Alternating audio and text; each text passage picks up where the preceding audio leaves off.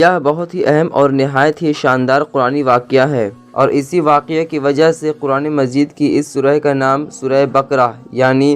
گائے والی سورہ رکھا گیا ہے۔ اس کا واقعہ یہ ہے کہ بنی اسرائیل میں ایک بہت ہی نیک اور صالح بزرگ تھے، اور ان کا ایک ہی بچہ تھا جو نابالغ تھا، اور ان کے پاس فقط ایک گائے کی بچیا تھی۔ ان بزرگ نے اپنی وفات کے قریب اس بچیے کو جنگل میں لے جا کر ایک جھاڑی کے پاس یہ کہہ کر چھوڑ دیا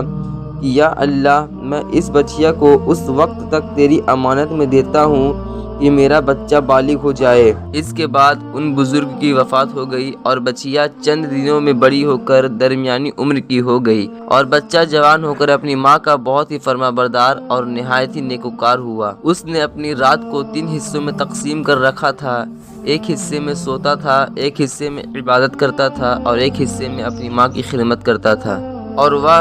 روزانہ صبح کو جنگل سے لکڑیاں کاٹ کر لاتا اور ان کو فروخت کر کے 1/3 رقم صدقہ کر دیتا، اور 1/3 اپنی ذات پر خرچ کرتا، اور 1/3 رقم اپنی والدہ کو دے دیتا۔ ایک دن لڑکے کی ماں نے کہا کہ میرے پیارے بیٹے، تمہارے باپ نے مریض میں ایک بچیا چھوڑی تھی جس کو انہوں نے فلاں جھاڑی کے پاس جنگل میں خدا کی امانت میں سونپ دیا تھا۔ اب تم اس جھاڑی کے پاس جا کر یوں دعا مانگو کہ اے حضرت ابراہیم و حضرت اسماعیل و حضرت اسحاق علیہ السلام کے خدا، تو میرے باپ کی سونپی ہوئی امانت مجھے واپس دے دے۔ اور اس بچیا کی نشانی یہ ہے کہ وہ پیلے رنگ کی ہے، اور اس کی کھال اس طرح چمک رہی ہوگی کہ گویا سورج کی کرنیں اس میں سے نکل رہی ہے۔ یہ سن کر لڑکا جنگل میں اس جھاڑی کے پاس گیا اور دعا مانگی تو فوراً ہی وہ گائے دوڑتی ہوئی آ کر اس کے پاس کھڑی ہو گئی، اور یہ اس کو پکڑ کر گھر لایا تو اس کی ماں نے کہا، بیٹا تم اس گائے کو لے جا کر بازار میں 3 دینار میں فروخت کر ڈالو، لیکن کسی گراہک کو بغیر میرے مشورے کے مت دینا۔ ان دنوں بازار میں گائے کی قیمت 3 دینار ہی تھی۔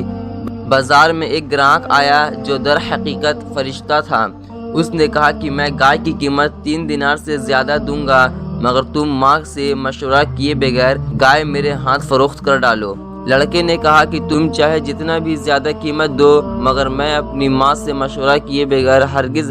اس گائے کو نہیں بیچوں گا۔ لڑکے نے ماں سے سارا ماجرا بیان کیا تو ماں نے کہا کہ یہ گراہک شاید کوئی فرشتہ ہو، تو اے بیٹے تم اس سے مشورہ کرو کہ ہم اس گائے کو ابھی فروخت کریں یا نہ کریں۔ چنانچہ اس لڑکے نے بازار میں جا کر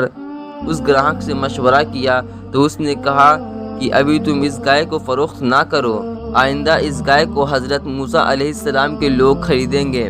تو تم اس گائے کے چمڑے میں سونا بھر کر اس کی قیمت طلب کرنا،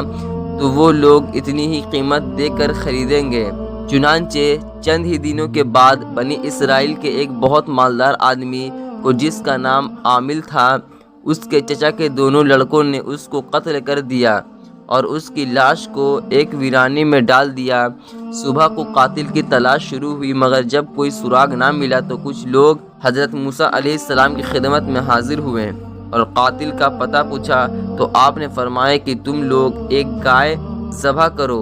اور اس کی زبان یا دم کی ہڈی سے لاش کو مارو، تو وہ زندہ ہو کر خود ہی اپنے قاتل کا نام بتا دے گا۔ یہ سن کر بنی اسرائیل نے گائے کے رنگ، اس کی عمر وغیرہ کے بارے میں اچھی طرح سے پوچھ لیا، اور بالآخر جب وہ اچھی طرح سمجھ گئے کہ فلاں قسم کی گائے چاہیے تو ایسی گائے کی تلاش شروع کر دی گئی، یہاں تک کہ جب یہ لوگ اس لڑکے کے گائے کے پاس پہنچے تو ہو بہو یہ ایسی ہی گائے تھی جس کی ان لوگوں کو ضرورت تھی۔ چنانچہ ان لوگوں نے گائے کو اس کے چمڑے میں بھر کر سونا اس کی قیمت دے کر خریدا اور ذبح کر کے اس کی زبان یا دم کی ہڈی سے مقتول کی لاش کو مارا، تو وہ زندہ ہو کر بول اٹھا کہ میرے قاتل میرے چچا کے دونوں لڑکے ہیں جنہوں نے میرے مال کے لالچ میں مجھے قتل کر دیا۔ یہ بتا کر پھر وہ مر گیا۔ چنانچہ ان دونوں قاتلوں کو قصاص میں قتل کر دیا گیا، اور مرد صالح کا لڑکا جو اپنی ماں کا فرما بردار تھا کثیر دولت سے مالا مال ہو گیا۔ اگر آپ کو یہ ویڈیو اچھی لگی ہو تو آپ اس ویڈیو کو شیئر کریں، ویڈیو کو لائک کریں اور چینل کو سبسکرائب کر دیں۔